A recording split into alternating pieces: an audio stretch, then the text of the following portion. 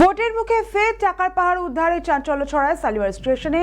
বিদেশি মুদ্রা সহ এক নেপালি নাগরিককে গ্রেফতার করল জিআরপি। উদ্ধার হওয়া অর্থের পরিমাণ প্রায় 24 লক্ষ টাকা। জানা গিয়েছে, বুধবার পাটনা শালিমার দুরন্ত এক্সপ্রেসে করে আসা এক ব্যক্তিকে সন্দেহজনক অবস্থায় আটক করে শালিমার জিআরপি। এই মুহূর্তে আমাদের সাথে ফোন লাইনে রয়েছেন আমাদের প্রতিনিধি অর্পণ সিংহ।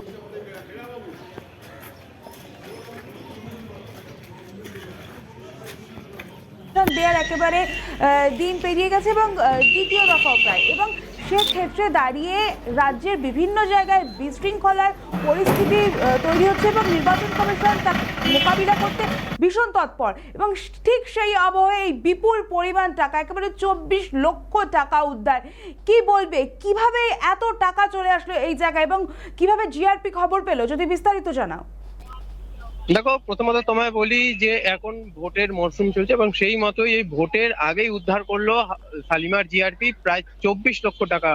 যেটা জানা যায় পুলিশ সূত্রে যে গতকাল সকালের দিকে অর্থাৎ বেলার দিকে পাটনা শালিমার দুরন্ত এক্সপ্রেস করে আসা এক নেপালি নাগরিককে সন্দেহজনক অবস্থায় শালিমারের যারা জিআরপি আধিকারিকরা ছিলেন তারা প্রথমে তাকে দেখে তাদের সন্দেহ হয় এবং তাকে জিজ্ঞাসাবাদ করা হয়।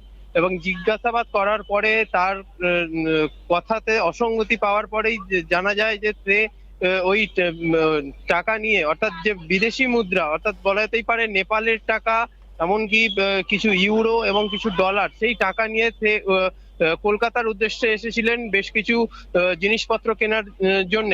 তবে সেই জিনিসপত্র আদৌ কতটা সত্যি কথা তিনি বলছেন সেই বিষয়টি কিন্তু একেবারেই পুলিশ আধিকারিকরা এই বিষয়ে কিন্তু তারা মানে তার কথাতে কিন্তু অসঙ্গতি পাওয়ার পরেই তাকে গ্রেপ্তার করা হয় এবং আজ তাকে হাওড়া আদালতে নিয়ে আসা হয়।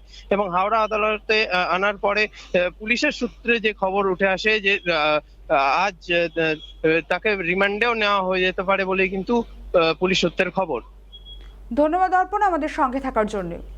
জিজ্ঞাসাবাদে তার পরিচয় নেপালের বাসিন্দা ইন্দ্র বাহাদুর কাটোয়াল বলে জানা গিয়েছে এবং এরপর তল্লাশিতে তার কাছ থেকে উদ্ধার হয়েছে প্রায় 23,63,800 টাকা মূল্যের বিদেশি মুদ্রা, এবং যার মধ্যে ছিল ইউরো, মার্কিন ডলার এবং নেপালি মুদ্রাও।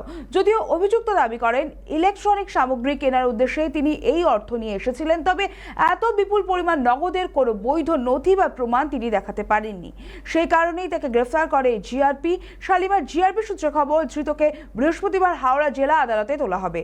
পুরো ঘটনার তদন্ত শুরু হয়েছে। অন্যদিকে খড়গপুর ডিভিশনের সংশ্লিষ্ট কর্তৃপক্ষের সঙ্গে যোগাযোগের চেষ্টা করা হলেও এখনো পর্যন্ত কোনো প্রতিক্রিয়া মেলেনি।